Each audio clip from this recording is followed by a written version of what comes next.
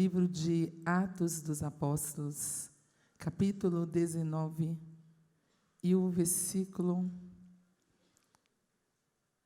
9 em diante. Versículo 8 em diante.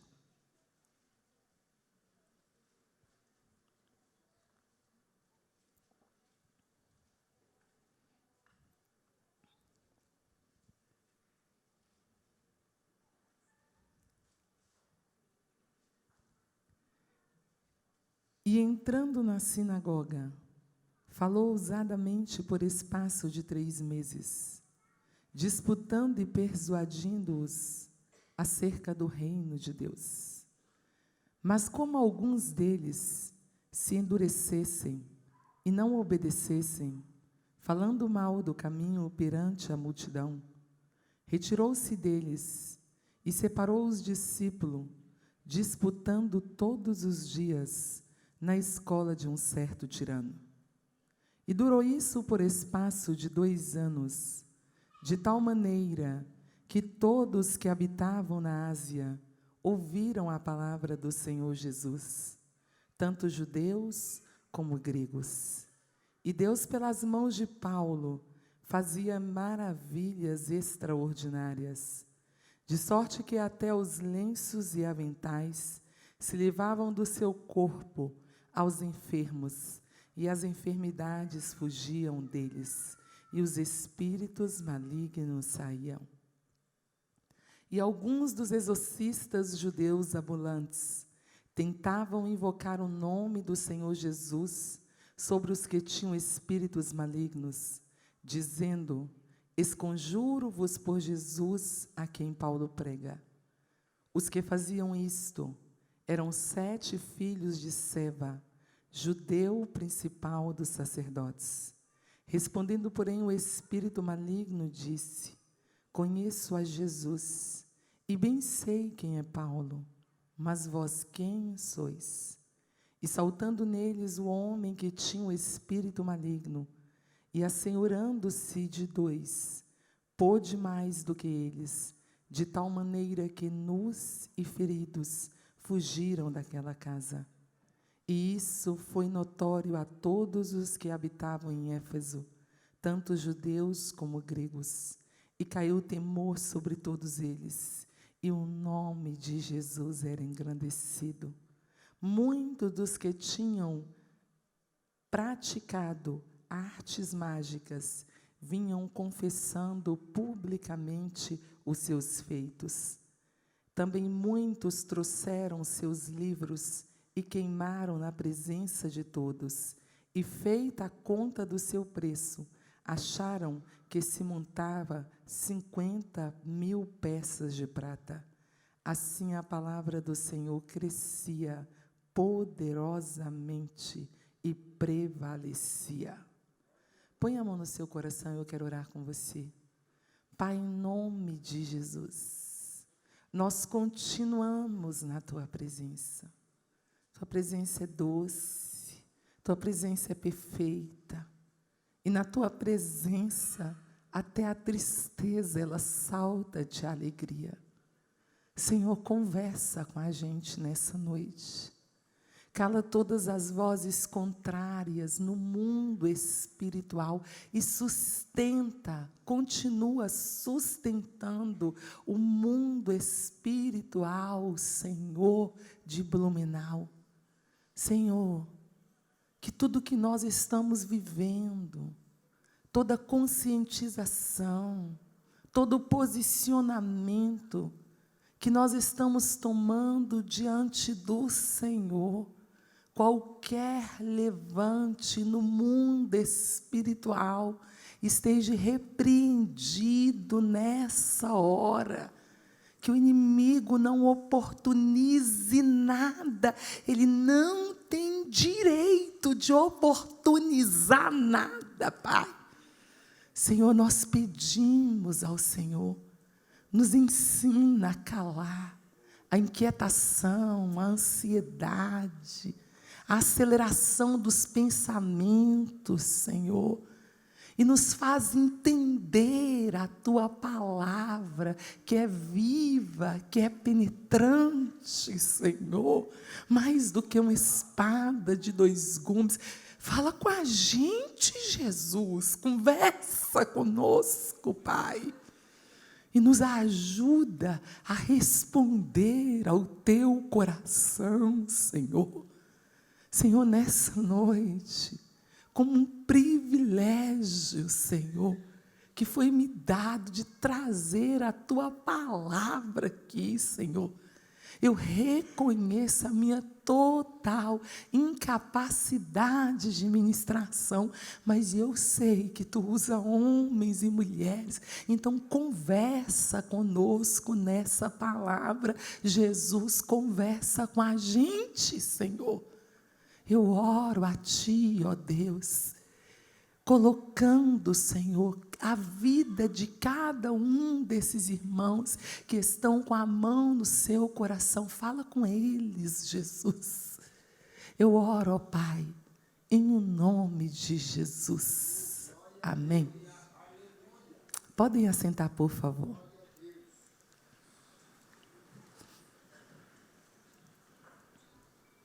A meditação que eu quero trazer nessa noite são as características da igreja missional.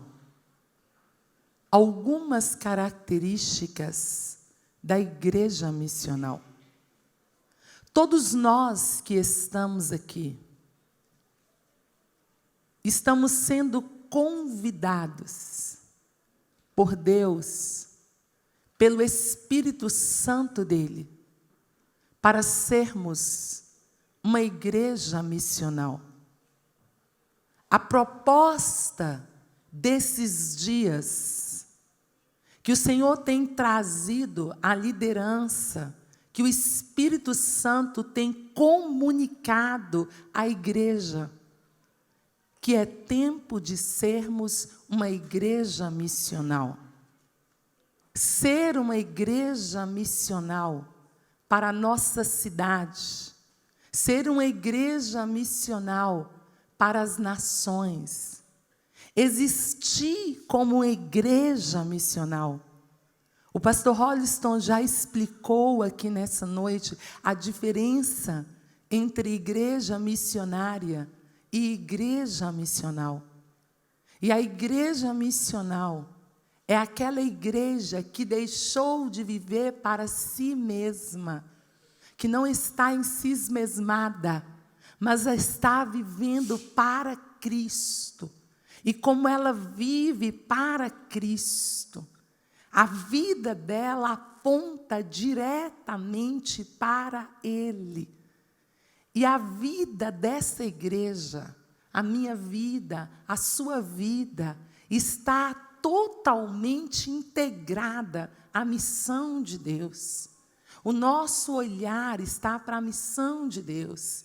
Nós entendemos que vivemos para isso. E como vivemos para isso, manifestamos isso diariamente em todos os lugares que nós existirmos, em todos os lugares que nós estivermos vivendo. Mas não é fácil, no século 21, ser uma igreja missional. Bom seria se trouxéssemos uma palavra aqui nessa noite e pudéssemos falar para você que você não terá desafios, mas você terá desafios para viver como igreja missional.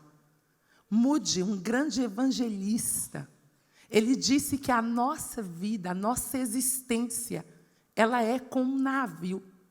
O navio ele é feito para andar nas águas do mar.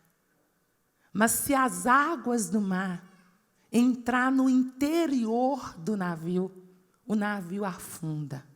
A mesma coisa é um barco.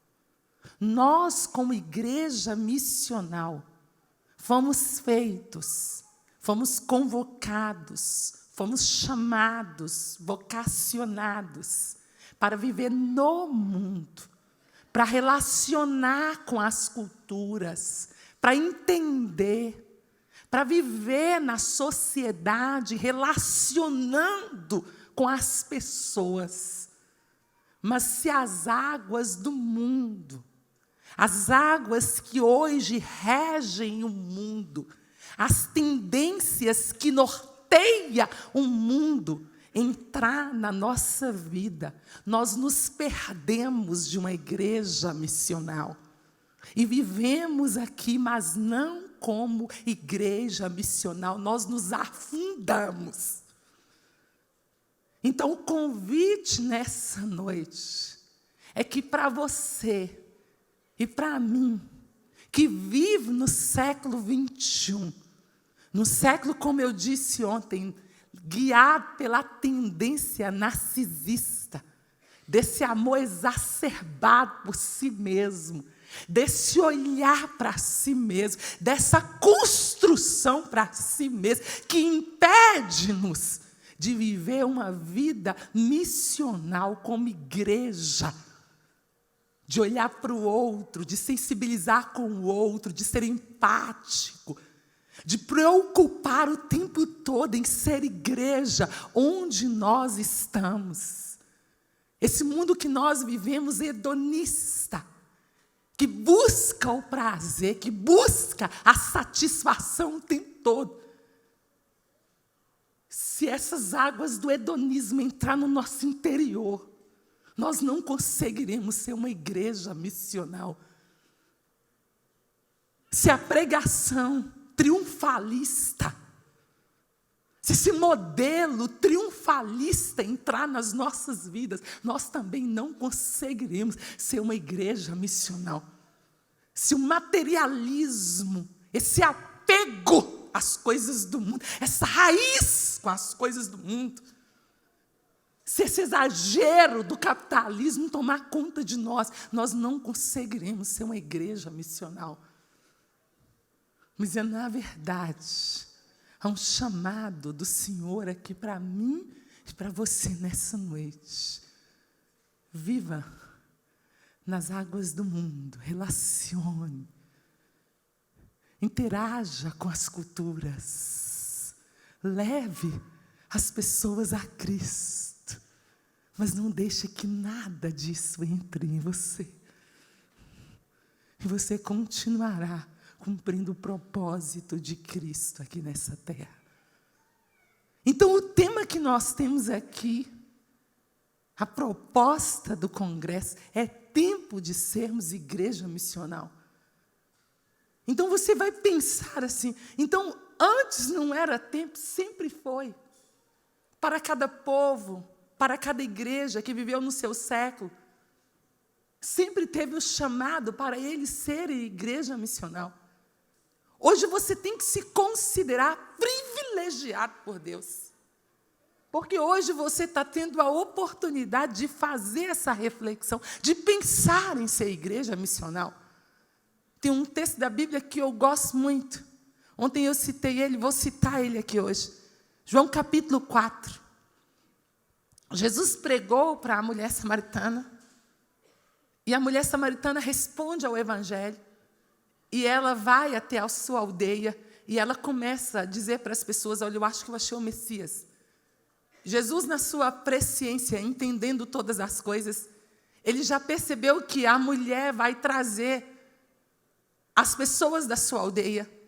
Então, Jesus está olhando para os discípulos e o que está acontecendo naquele momento é o que está acontecendo aqui hoje na igreja de Blumenau. É Jesus olhando para mim, Jesus olhando para você. O tempo está mudando e agora Jesus quer alcançar os samaritanos, mas a companhia que ele tem é os discípulos, e os discípulos não têm a visão que Jesus tem, e Jesus está trabalhando na visão dos discípulos. Mas Jesus precisa trabalhar muito rápido, porque os samaritanos já estão chegando, e os samaritanos precisam encontrar não um ambiente hostil, mas eles precisam encontrar um ambiente agradável, em que eles são recebidos. Então o prazo é muito curto. E eu quero te dizer nessa noite que o prazo é muito curto, para que eu e você entenda que tem que ser igreja missional. E Jesus olha para os discípulos e Jesus disse: vocês estão olhando para a colheita, para a seara, e vocês estão dizendo que falta 4 meses para a colheita. Vocês estão errados. Vocês precisam mudar a visão de vocês. O trigo já está maduro e a colheita é hoje. Jesus está dizendo para eles assim: vocês estão olhando para os samaritanos com preconceito, com distância. Vocês precisam mudar a visão de vocês hoje. Porque os samaritanos já estão vindo aí e eu vou salvar os samaritanos. E se vocês não mudarem a visão, vocês não poderão participar do meu projeto, porque eu irei para a aldeia dos samaritanos. Eu vou estar com os samaritanos, eu vou estar com eles, eu vou proclamar o meu evangelho para eles. Então vocês precisam mudar a visão. O que Deus está trazendo nesse congresso? É um chamado a mim e um chamado a você. Nós precisamos envisionar. Nós precisamos ser dono dessa visão missional. Nós precisamos assumir essa visão. Se os discípulos não mudassem a sua visão, a forma de olhar para o samaritano, se eles não tirassem aquela forma preconceituosa de olhar, quando eles chegassem, eles iam ficar distantes, de braços cruzados, apenas como espectadores, assistindo o que Jesus ia fazer no meio dos samaritanos. Mas eles foram alertados antes, para mudar a visão. E sabe o que Deus está fazendo de bom aqui nessa noite? É que Deus está te alertando antes. Eu vou fazer um avivamento em Blumenau. Para cada casa, para cada família, para cada bairro. Eu vou fazer um avivamento nos hospitais. Haverá salvação em massa em Blumenau, porque a igreja do Senhor vai se levantar. Se você não mudar a sua visão, você vai tornar um espectador. Mas eu tenho um novo mover para a cidade de vocês. E você precisa participar ativamente do que eu estou trazendo para a sua cidade. Então, entrando aqui no texto, eu te disse que quero falar sobre as características de uma igreja missional. Nós temos aqui a 3ª viagem missionária. E o nosso irmão Paulo, missionário, chegou na cidade de Éfeso. Éfeso, a cidade da magia, da feitiçaria, do desenvolvimento da feitiçaria. Éfeso, a cidade da deusa Diana, de uma construção idólatra. Éfeso, a cidade do grande teatro. Éfeso, uma cidade de entretenimento. Foi aí que Paulo chegou. E a palavra de Deus diz que Paulo foi à sinagoga, como era de costume, e começou a pregar na sinagoga. Mas o coração dos judeus tornaram empedernidos, tornaram como pedra. E houve um tumulto na sinagoga. E Paulo sai da sinagoga. E ele aluga ou empresta uma escola de um certo tirano. E Paulo começa pregações em um local público, na escola de tirano, que pertencia a tirano.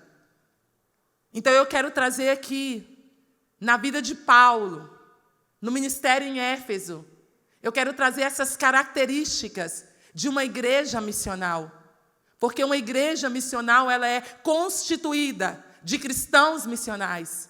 E a primeira característica que eu tenho aqui é que um cristão missional, uma igreja missional, é alguém que tem convicção e clareza de chamado. Você não pode pertencer à igreja missional. Você não pode participar de um projeto missional na terra se não houver clareza, se não houver convicção de chamado. Por que você não poderia? Porque você não entenderia quem você é. Você, para participar desse chamado missional, dessa convocação missional, você precisa entender que você é sal, que você é luz, que você é o que Pedro disse em 1 Pedro 2:9, raça eleita, sacerdócio real, nação santa, propriedade exclusiva de Deus, com um objetivo, com uma missão, com um destino, anunciar a virtude daquele que te tirou lá das trevas para a gloriosa luz. Você precisa entender o que o Senhor Deus disse para Jesus, e depois Jesus disse para nós: assim como o Pai me enviou, eu envio a vós.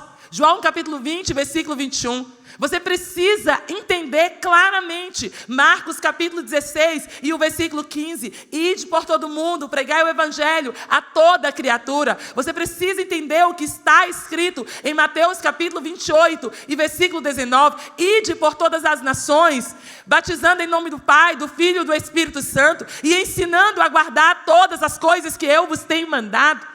Você precisa entender que esta missão foi dada a nós, e isso tem que estar claro na sua vida. Você precisa ter convicção. A convicção, como eu disse ontem, sobre Paulo, quando Paulo disse lá em Atos 20 e o versículo 24, não tenho mais a minha vida por preciosa, contanto que cumpra em mim o ministério para o qual eu fui designado por Jesus, que eu recebi de Jesus, que é anunciar o evangelho da graça. Você precisa ter essa convicção que te faz avançar em meio às adversidades.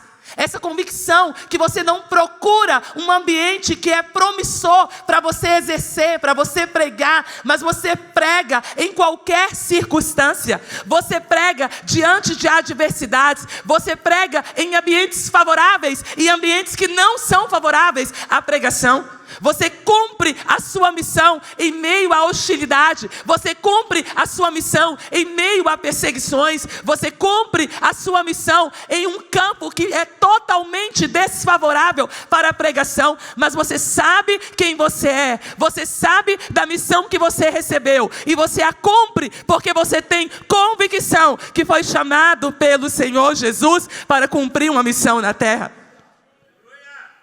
Isso está claro para Paulo, em Atos capítulo 21, a partir do versículo 11.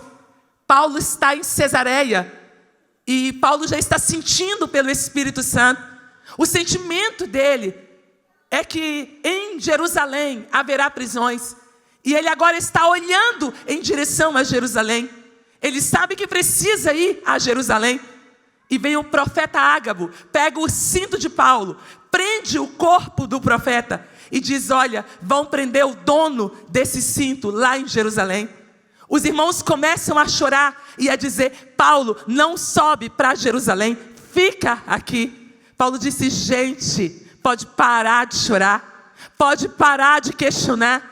Eu não estou pronto não só a sofrer prisões, mas se necessário for, eu morrerei pela causa do evangelho de Cristo Jesus, mas eu subirei para Jerusalém. Isso é o que? Convicção.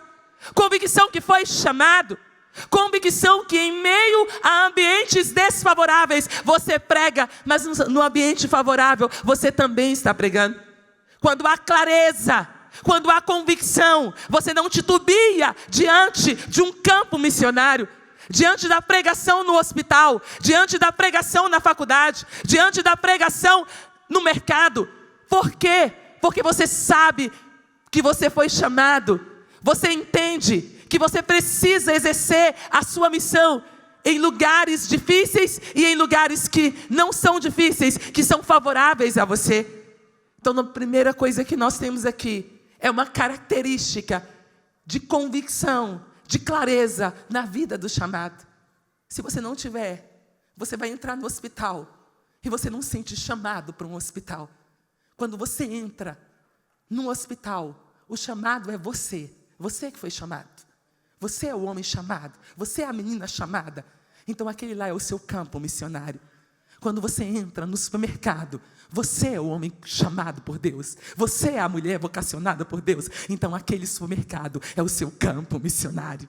Quando você entra no banco, E no momento que você pisou dentro do banco, você é um homem chamado, você é uma mulher vocacionada. Então o banco passou a ser o seu campo missionário. Quando você entra no parque, você é a mulher vocacionada, você é o homem vocacionado. Então aquele lugar passou a ser o seu campo missionário. Quando Paulo pisou em Éfeso, aquele era o campo missionário, porque Paulo era um vocacionado e estava na cidade de Éfeso. E com certeza ele sabia que precisava fazer a diferença, ser relevante na cidade de Éfeso.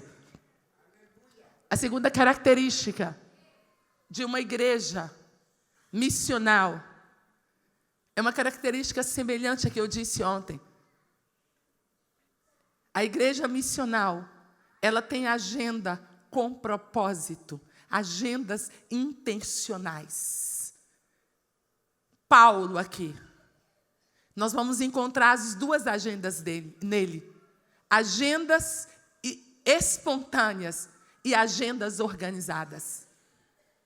Paulo não teve liberdade na sinagoga. Mas Paulo não desiste de Éfeso. Ele alugou a escola. E a Bíblia diz que ele criou uma agenda na escola. Durante 2 anos consecutivos, diariamente, todos os dias, Paulo tinha uma agenda de pregação na escola. Mas ele não tinha só uma agenda de pregação na escola.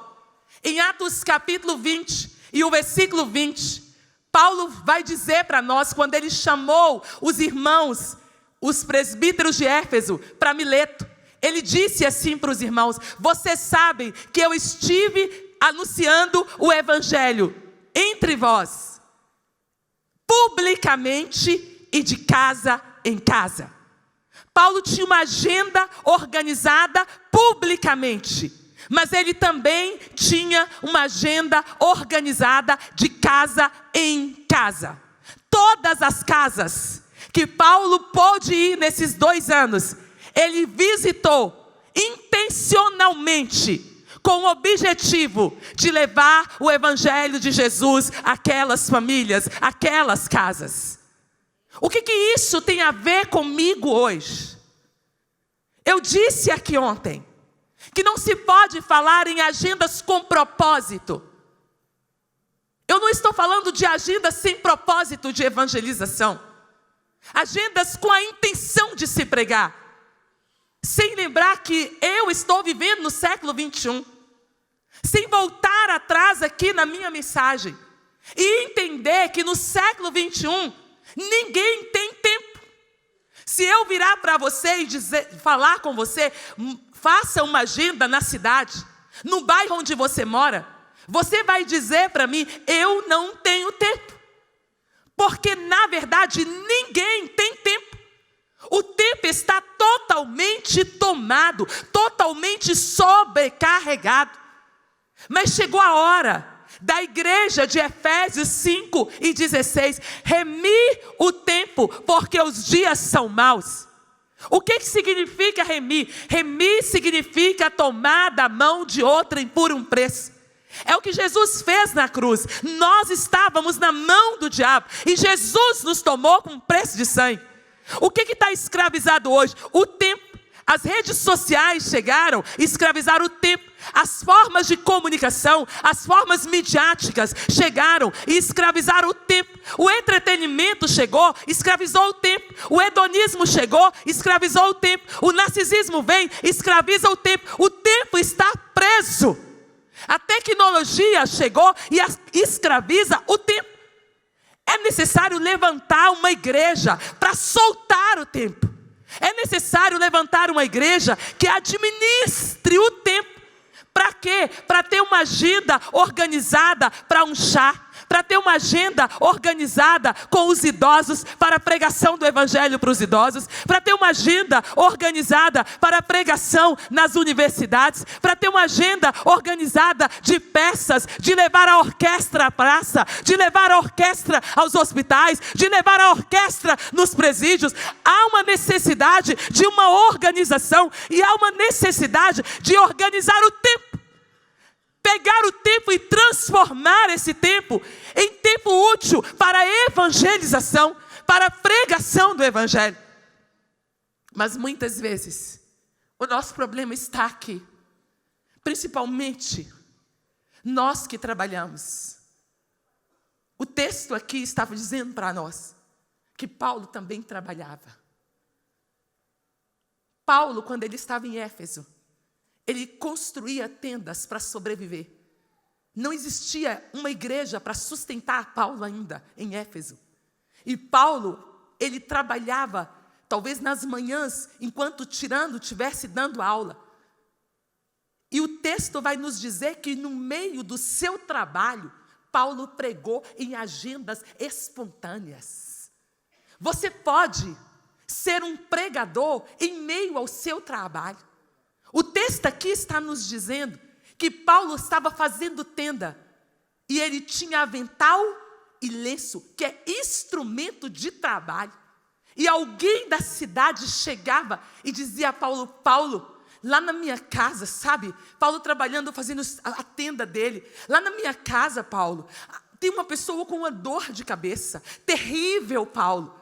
Sabe, Paulo, eu não sei mais o que fazer. Essa pessoa está com uma opressão de enfermidade. Paulo arrancava o lenço, falava de Jesus. Olha, eu não posso ir à sua casa, porque eu tenho que trabalhar para comer, para sustentar aqueles que estão comigo aqui. Leva o lenço lá. Aquela pessoa presenciava um milagre. E é claro que ela voltava lá na escola de Tirano para ouvir a palavra do Senhor. Vinha outra pessoa e chegava para Paulo no meio do trabalho dele, enquanto ele estava ali fazendo a tenda dele. As agendas que não foram planejadas, que são espontâneas, mas como o seu DNA é missional, você prega no meio do trabalho, você prega no meio das compras, você prega lá na hora de fazer o depósito, você prega no posto de gasolina, quando está colocando gasolina no tanque, você prega para o médico que te atende, você prega para o enfermeiro que está te atendendo, você prega o tempo todo, você fala de Jesus o tempo todo. E Paulo tem essa agenda ali que é totalmente espontânea. Olha, Paulo, lá em casa tem alguém possesso. E eu não sei o que fazer. Paulo disse: eu sei. O Jesus que eu sirvo liberta. E olha, você pode ser agora um instrumento lá na sua casa. Leva esse avental aqui, coloca nessa pessoa lá. Eu não posso ir lá, mas você vai lá e você vai ver que em nome de Jesus essa pessoa vai ser liberta. Por que a igreja hoje não precisa usar aventais e nem lenços? Porque olha o tamanho da igreja. A igreja cresceu, irmãos. Nós somos milhares, nós somos milhões. E como nós somos milhares, nós somos milhões. Nós somos os aventais de Deus. Nós somos os lenços de Deus. Nós somos os instrumentos de Deus na terra. A única coisa que precisa é eu estar nos hospitais. Eu estar com aquele que está ferido, eu estar com aquele que está cativo, eu estar com aquele que precisa de salvação. Não importa se você terá no decorrer da sua vida mais agendas espontâneas do que organizadas, mas que você as tenha. Não importa se você vai fazer como Paulo. Lá em Atos capítulo 16 e o versículo 13, que Paulo teve uma agenda na beira do rio, com as mulheres, pregando o evangelho. Não importa se vai ser como Paulo, em Atos 17, versículo 17, na cidade de Atenas, na praça, não importa. Não importa se vai ser como Jesus, à beira do caminho, com Zaqueu, mas você tenha as suas agendas organizadas e espontâneas, porque você precisa entender que você é igreja missional, e onde você está, você prega o evangelho. Quando eu estava no campo missionário, é claro que eu tinha as minhas agendas organizadas, e as minhas agendas espontâneas. Todos os dias de manhã, a minha natureza é essa. Eu sou de uma natureza organizada, sistemática. Então eu tenho horário para tudo. E eu levantava de manhã, orava e atendia a comunidade. Saía batendo de porta em porta, criando relacionamento. A senhora não precisa de alguém aqui para varrer o quintal? Quando eu estava na aldeia, para ajudar, para dar banho nas crianças, para tirar os piolhos, para criar relacionamento. Ah, sim, tem um menino cheio de piolho aqui, vem cá. Então ajudávamos, cuidávamos das crianças. E à tarde, eu voltava oferecendo estudo bíblico. Vocês não querem um estudo bíblico, conhecer um pouco da palavra do Senhor? E à noite nós orávamos pela aldeia. Mas um dia de manhã, agendas que não são organizadas, mas como você está presente no meio de um povo, Deus a conduz, Deus começa a direcionar as coisas. E de manhãzinha, por volta de 7h30, bateu a porta da minha casa. E na nossa aldeia tinha um homem que era grande, porque o timorense ele é baixo, de estatura baixa. E aquele homem era alto, quase do meu tamanho. E aquele homem sempre passava com um facão, com uma katana, e ele riscava o chão da minha porta ali. E os meus vizinhos falavam assim, esse homem te odeia. Ele tem pavor de cristãos. E naquele dia, quando eu abri a minha porta, era aquele homem. Então eu fiquei de frente com ele. E ele disse, vem comigo. Eu disse, não é vem comigo. É vem comigo para onde? Ele disse, a minha filha está morrendo e você vem curá-la agora. Eu disse, olha aqui, meu Senhor, eu não curo ninguém. Quem cura é Jesus. Então ele disse, vem trazer o seu Jesus para curar a minha filha. E eu disse, eu vou perguntar para Deus. Claro, o homem tinha uma katana na mão, um facão na mão. Eu tinha que perguntar para Deus. Então eu ajoelhei e perguntei, Deus, é para ir? E o Senhor disse, vai, filha. E eu fui com aquele homem e mais um timorense que morava junto comigo. E quando nós chegamos ali, que eu coloquei o termômetro na criança, era 40,6 e ela estava tendo uma convulsão atrás da outra. E aquele homem disse, cura. Eu disse, meu Senhor, a gente precisa de um carro para levar a criança para o hospital. Ele disse, eu te trouxe aqui para curar a criança. Ora para o seu Jesus e cura a criança. Eu estava orando pela aldeia. Eu estava apresentando a aldeia ao Senhor. E naquele momento, de olho aberto, porque ninguém ora para alguém com um facão na mão, do seu lado, olhando para você com um facão, com uma katana na mão, e você fecha o olho, você de olho aberto. Eu orei, Senhor, Tu é Deus desse lugar. Oh, Tu é Deus desse lugar. Manifesta o Teu poder aqui, Jesus. E quando eu orei, o Senhor manifestou a glória dEle, porque Ele tem interesse de se revelar às pessoas. E ali na nossa frente, aquela mão que estava toda inchada, toda gangrenada, começou a murchar, até ficar rente com a pele, e aquela criança foi curada na hora. Eu coloquei o termômetro e era 36,6, para a honra e para a glória do nome de Jesus. Quando você está aí, no meio das suas agendas organizadas, o Senhor começará a criar oportunidades. Você vai oportunizar tudo, mas o Senhor também trará outras oportunidades de testemunhar dEle. Mas ainda aqui nesse texto, não só agendas organizadas, agendas espontâneas. Nós temos aqui dentro desse texto a terceira característica de uma igreja missional. É uma igreja que tem uma pregação evangelística abundante. Toda igreja missional, ela tem que ter uma pregação evangelística abundante. É isso que Paulo vai dizer aqui para os irmãos de Éfeso que estão em Mileto. Vocês sabem, no capítulo 20, no versículo 20, vocês sabem que eu estive no meio de vós, pregando de casa em casa e pregando publicamente. E imagine, Paulo pregou todos os dias durante 2 anos. Que pregação abundante foi essa? E o versículo 20 do capítulo 19 vai nos dizer que a palavra de Deus prevalecia poderosamente, que não houve limites, que nada barrou a palavra de Deus, que no momento que ela foi pronunciada, ela pegou um curso dentro da cidade de Éfeso, e ela começou a ir às vidas, ela começou a ir aos corações, e as pessoas começaram a ser transformadas pela palavra de Deus. Imagina você, aquela pessoa saiu lá de Laodiceia e chegou na cidade de Éfeso. Ela veio participar de uma festa, ir ao teatro, comprar uma estátua da deusa Diana. E ela chegou ali e ela perguntou: qual é a novidade dessa cidade? E eles disseram: sabe qual é a novidade? Tem um homem com uma pregação abundante. E o homem prega. Está lá na escola de Tirano, um local público. Aquele homem foi lá, ouviu a palavra, e a palavra foi para Laodiceia. Alguém veio lá de Esmirna e se hospedou na casa de um cidadão de Éfeso.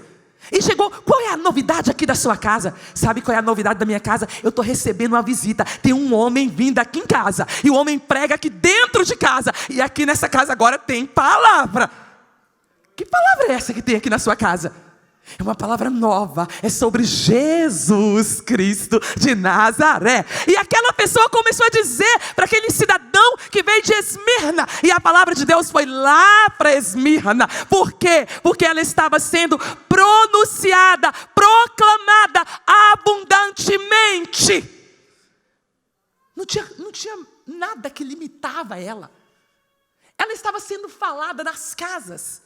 Ela estava sendo falada publicamente. Então ela prevalecia.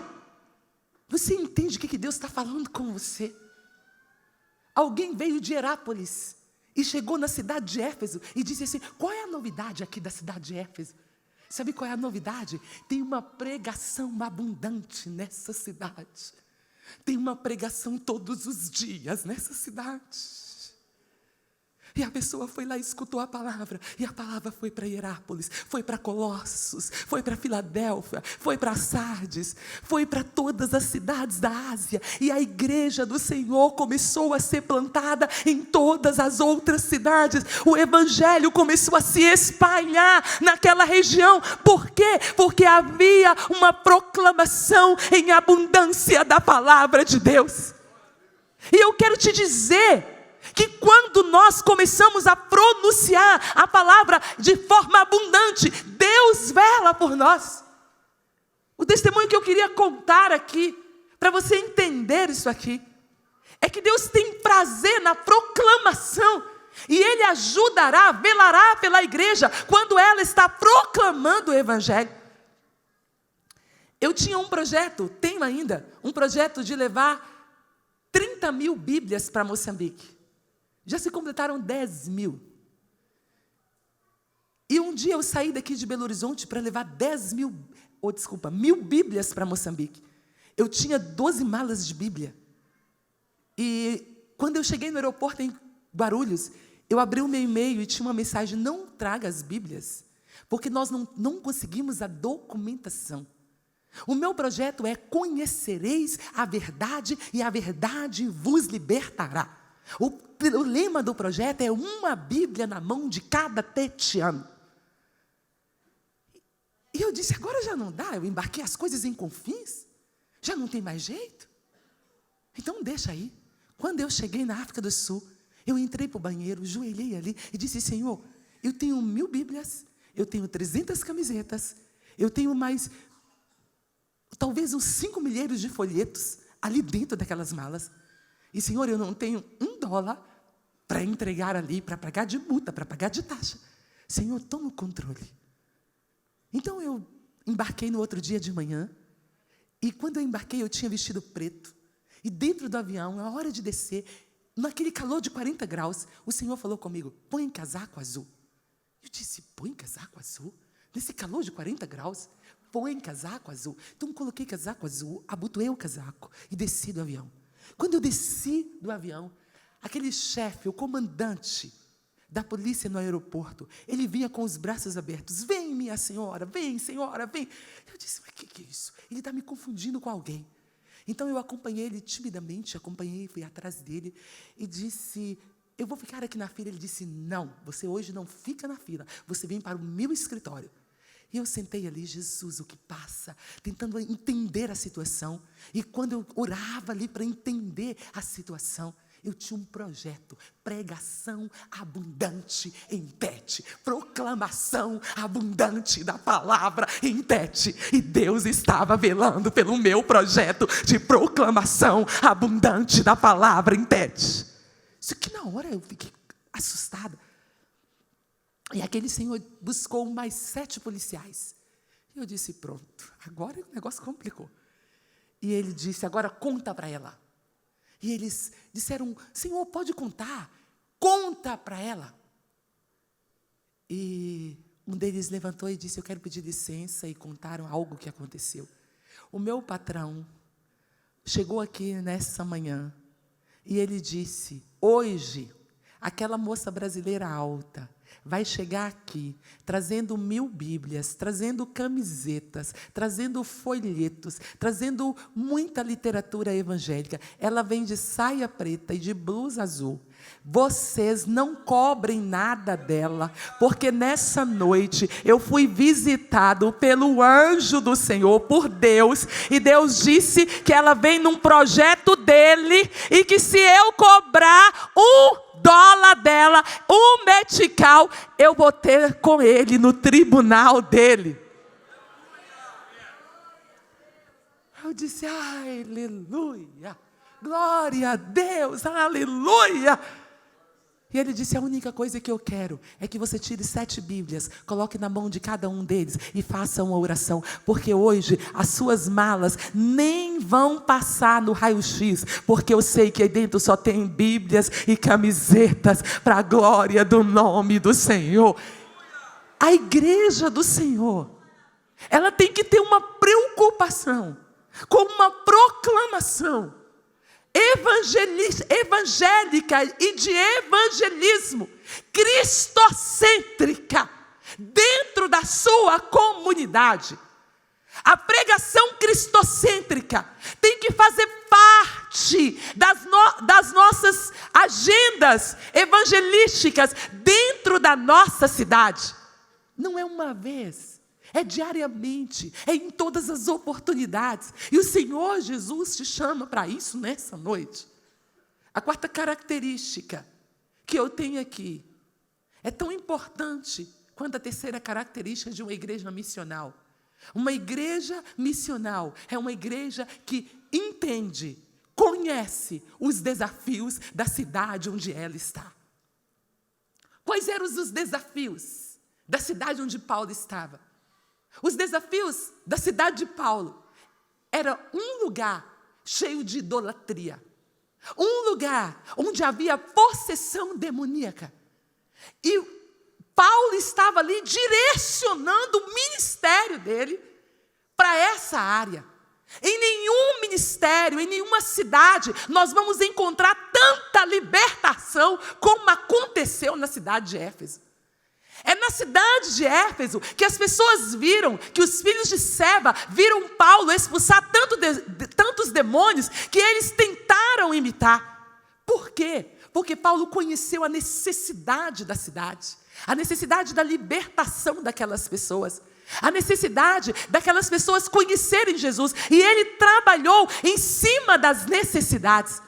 Todos nós que estamos aqui somos desafiados pelo Senhor Jesus para conhecer a nossa cidade, conhecer os desafios da sala de aula que você está, conhecer os desafios das pessoas que estão lá no seu trabalho, conhecer os desafios de Blumenau. Quais são os grandes desafios de Blumenau? Onde o Senhor está me chamando para atuar em Blumenau? Como o missionário disse aqui, mapear a cidade, ver onde há mais igreja, onde não há tantas igrejas ainda, quais são os lugares mais necessários para me atuar como igreja.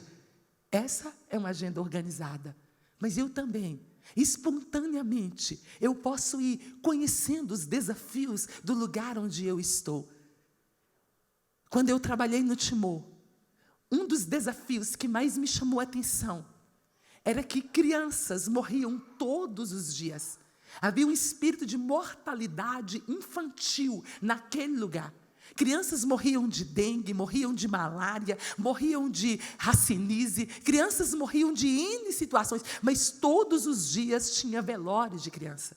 E eu entendi que como igreja lá, eu teria que lutar pelas crianças. E eu comecei todos os dias a orar pelas crianças, a abençoar, fazer os trabalhos com as crianças e a abençoar as crianças, pedir a vida para as crianças. E foi num dia desses, que no meio da oração, dessa agenda de oração, que eu recebi a visita de um professor na minha casa.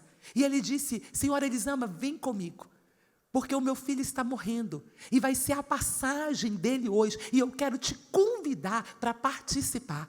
O meu menino tem 7 anos, e ele está morrendo. E eu disse: e o que tem ali? Ele disse: tem festa, então você precisa vir participar da festa. E eu fui com ele até a casa dele, e quando chegamos ali, as carpideiras já estavam todas chorando, havia muito lamento, e eu entrei naquela casa, e aquela criança estava deitada na cama. Eu tentei encontrar o pulso da criança, não mais encontrei. E eu perguntei a Jesus: Jesus, aqui nessa cidade, aqui nessa aldeia, Satanás tem ceifado a vida das crianças. O Senhor não quer glorificar o teu nome nesse lugar? Irmãos, eu ouvi a voz de Deus audivelmente: eu quero glorificar o meu nome nessa aldeia. E quando eu entendi que Deus queria glorificar o nome dele naquela aldeia, eu chamei aquele pai e disse: pai, o Senhor Jesus vai transformar, libertar, curar seu filho. Ele disse: não, dona Elisama, o menino tem que morrer, porque os feiticeiros não mentem. Domínios na cidade, domínios de mentira, conhecer os desafios, o que dominam a cidade, quais são as mentiras de Satanás que estão na cidade, presente nas cidades, quais são as construções de Satanás que estão na cidade. E ele disse: o menino tem que morrer, porque os espíritos disseram que tem que morrer, os matandocs, os feiticeiros, que mata é olho, e doc é visão. Os homens da visão longa disseram que o menino tem que morrer, e o menino vai morrer. E eu disse: maior que os feiticeiros tem Deus no céu, e Ele está dizendo que o menino não vai morrer, e o menino não vai morrer. A comunidade estava toda lá. A igreja, irmãos, existem momentos que você tem que assumir diante de uma comunidade quem é o Deus que você crê, quem é o Deus que você serve. E o Senhor disse: passa no meio de todo mundo e ajoelha lá na frente. Eu passei e ajoelhei lá na frente. E eles viram que eu estava orando. E quando eu orava, eu tive uma visão que o espírito de mortalidade infantil foi embora daquele lugar. E eu entrei naquela casa, alegre, cantando. E eu disse: me dá um pouco de água de arroz para me dar essa criança. E ele disse: lá no Brasil morto come. Eu disse: lá no Brasil morto não come, mas me dá água em nome de Jesus. Dei a água e a criança tomou. No outro dia, quando eu voltei ali, aquelas pessoas todas estavam ali novamente. E os meus vizinhos disseram: não, dona Elisama, vamos voltar. Eu disse: não, nós iremos lá. Era com a comunidade estava lá. Eu disse: nós vamos lá, na frente daquela casa. E quando eu cheguei, eu encontrei a criança em pé ali. E eu perguntei para a criança: Semacura, ó, quem curou você? Ele levantou a mãozinha, ele disse: Naimaromak, Deus me curou. A música timorense, ela é uma música melancólica, triste. Eles pegaram os seus tambores, os seus instrumentos, começaram a bater e dizer: tem Deus no céu, Ele manifestou entre nós, e o nosso corpo está arrepiado, sentindo a presença dEle. Conhecer os desafios da cidade. Uma igreja missional, ela tem essa característica, ela pesquisa, ela quer entender quais são os desafios, ela trabalha diante deles. Se a concentração de crianças com problemas em alguma área específica, é aí que ela atua. Ela conhece tudo o que acontece na sua cidade. Ela não está aquém dos problemas da sua cidade. Mas a última característica que eu tenho aqui de uma igreja missional é uma igreja que é um instrumento de transformação para a cidade. Essa é a igreja missional. Éfeso, cidade da magia. Éfeso, cidade da idolatria, cidade de domínios. Paulo teve uma pregação abundante. A pregação foi entrando nas casas, foi entrando nas famílias, foi entrando na vida dos jovens, foi entrando na vida dos adolescentes. Não houve lugar que a pregação não entrou. Não houve lugar que as pessoas não ouviram o evangelho. E o poder da palavra tomou aquelas vidas. Começou a acontecer algo que só é exercido pela proclamação do evangelho. Transformação. Uma comunidade só se transforma pelo poder da palavra de Deus. E a comunidade começou a ser transformada. Aquelas pessoas olharam uma para a outra e disseram: que construção é essa dentro da nossa casa?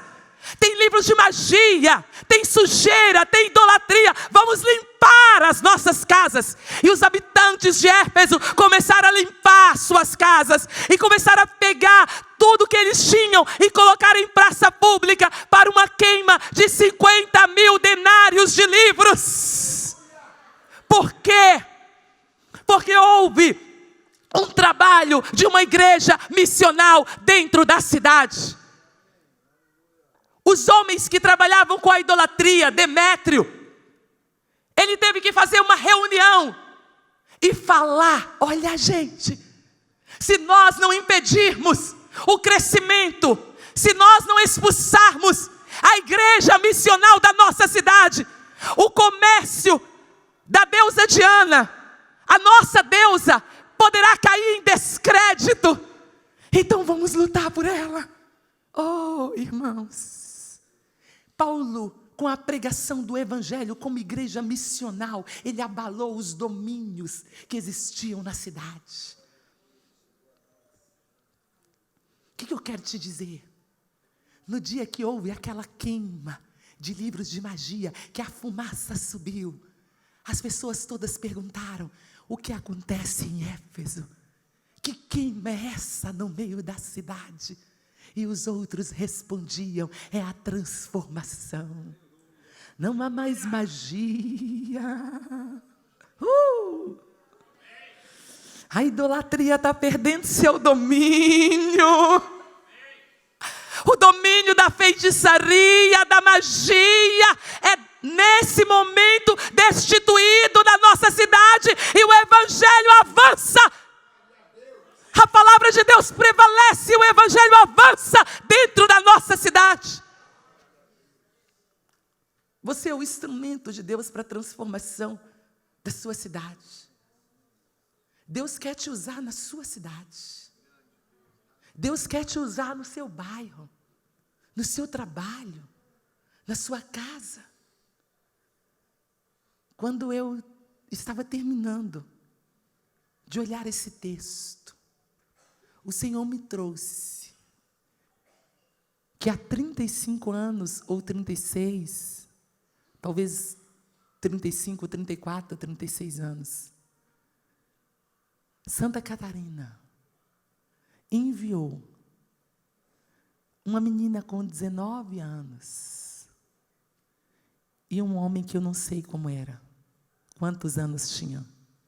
Mas eu soube ontem que irmã Regina, quando foi para a cidade de Jequitaí, ela tinha 19 anos. Uma menina para o norte de Minas, para uma cidade, talvez na época com 5.000 habitantes, pequenininha, num sol de 40 graus. E eles chegaram ali como igreja missional. Uma menina recebeu caravanas de outros missionários na casa dela e teve que lavar roupa e alimentar todo mundo dentro da casa dela. O meu pai, antes de eu conhecer o pastor Newton, o meu pai dizia assim: o pastor Nirton é um exemplo de missão para nós, porque ele pegou um príncipe e mandou para o norte de Minas. Ele pegou o dele, não o do outro, e plantou aqui entre nós. Ele deu o príncipe dele para nós. Irmã Regina abriu a casa dela para ser um hospital.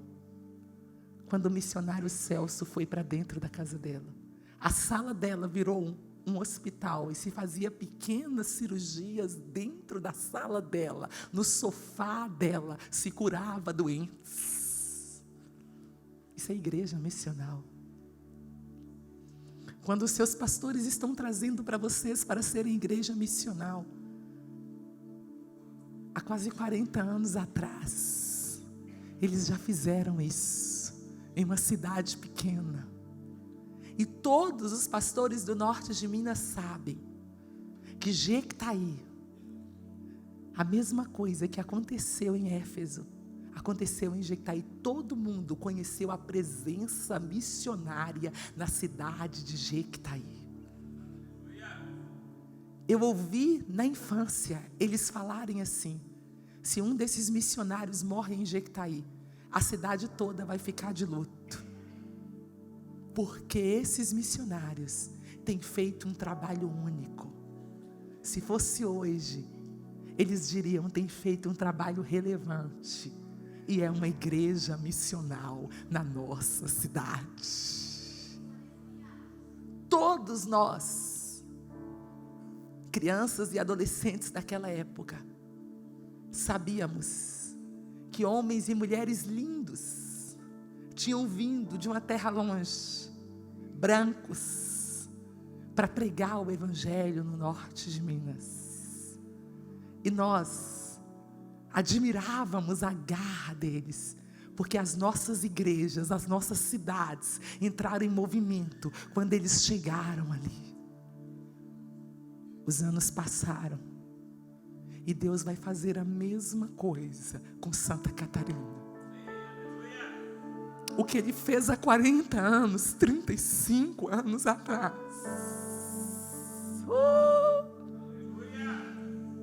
Deus está preparando a igreja para fazer de novo. Muitos lugares estão precisando de homens que tenham clareza de chamado. Muitos lugares estão precisando de homens que tenham agenda, como eles tinham, agenda com jovens, agenda com crianças, agenda com as pessoas da sociedade, curar as pessoas, trazê-las para dentro das suas casas, receber, acolher.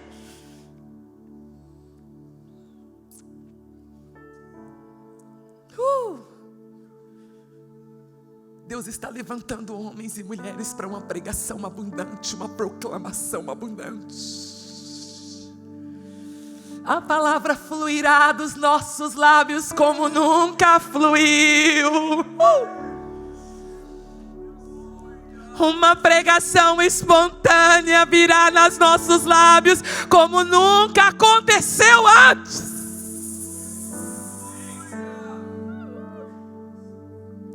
Deus levantará você, pai, você, mãe, você, filho,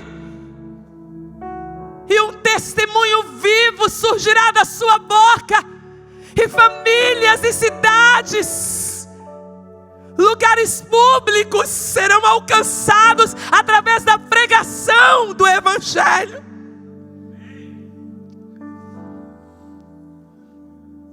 Não só aqui em Blumenau, não só aqui em Blumenau, e não só no estado de Santa Catarina, mas em muitos lugares. Deus está marcando a sua vida hoje, para que você seja igreja missional. Você consegue entender o que o Espírito Santo de Deus te pede? Eu gostaria que você ficasse de pé.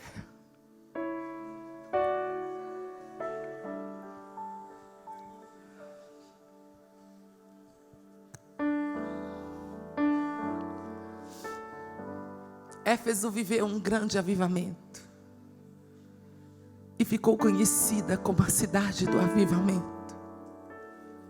E eu quero ser profetisa nessa noite, entendendo o que o Espírito Santo de Deus diz, que está escolhendo Blumenau como sede de um grande avivamento.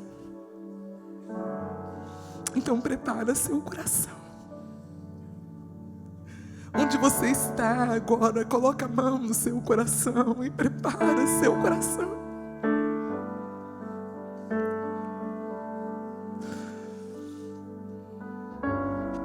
Prepara o seu coração. Prepara seu coração para o que Deus tem. Não seja mais um espectador, não seja mais um observador. Não! Deixe que esse DNA de igreja missional venha para você agora com intensidade. Deixa fluir em ti. Que fique claro nessa noite o teu chamado, que em nome de Jesus Cristo, o Nazareno, que você se levante com agendas organizadas e espontâneas, que você se levante nessa noite com uma pregação poderosa e abundante em todos os lugares, e que você conheça todas as necessidades do lugar onde você está, e que você seja um instrumento de Deus para a transformação de comunidades, de famílias. Oh, Espírito Santo,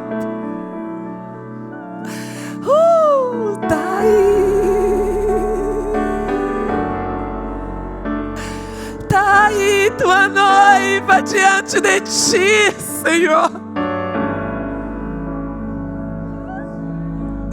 Tá aí tua igreja que está em ti, Senhor. Tá aí tua igreja que não mais vive para si, mas vive para ti. Está aí tua igreja, Senhor, que tem esse DNA missional que estava em ti, Jesus.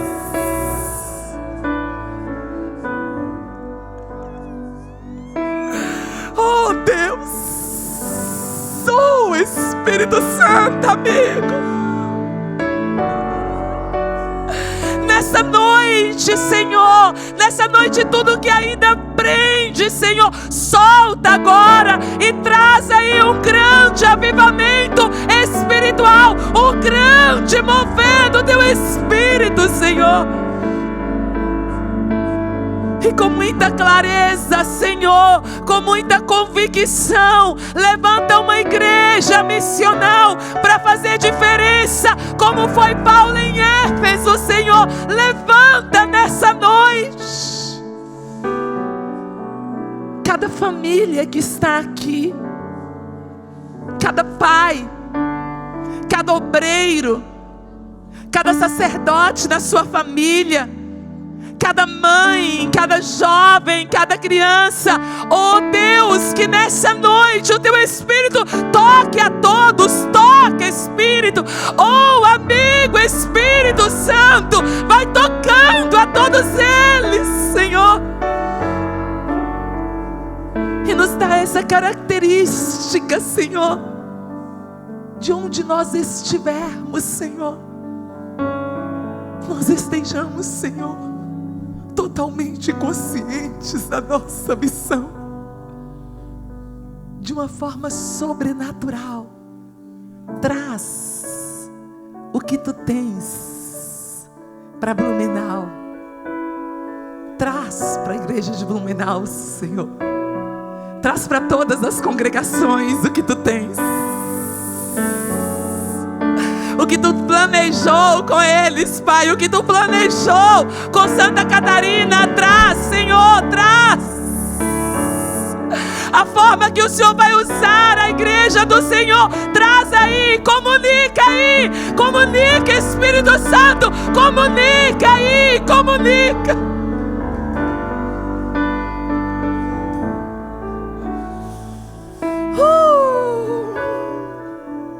Não deixa um aí, Espírito Santo, sem comunicar.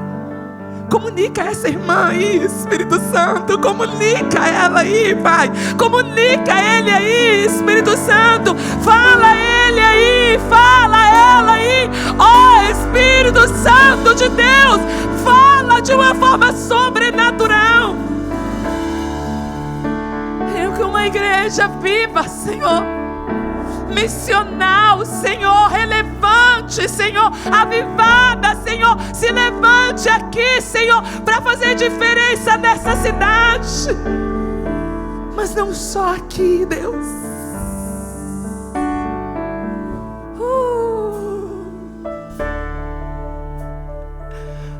Que coisa boa, Espírito Santo. Oh, meu amigo, Espírito Santo. Em um minuto, você coloca a mão no irmão que está do seu lado e ore com ele. Ore com ele, ore para Deus levantar ele como igreja missional. Ore para que ele entenda que ele é uma igreja missional. Ore para que nessa noite ele saia daqui entendendo isso. Ore para ele nessa noite, para o entendimento do Senhor na vida dele nessa noite. Ore por isso. Oh, Espírito Santo.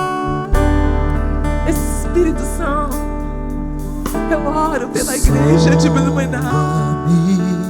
Eu oro pela noiva tua em Blumenau. Eu oro pela liderança de Blumenau. Eu oro, Pai, pelos desejos do teu coração para Blumenau. Eu oro, Senhor, para tudo que tu tens com essa igreja. Eu oro pelo que o Senhor já preparou e para o que o Senhor está ainda para revelar a eles, Deus. Eu oro pelos teus planos como igreja aqui. Oh Deus, nós oramos essa noite. Usa, Deus, usa, Deus. Usa de sobremodo. Usa de uma forma sobrenatural.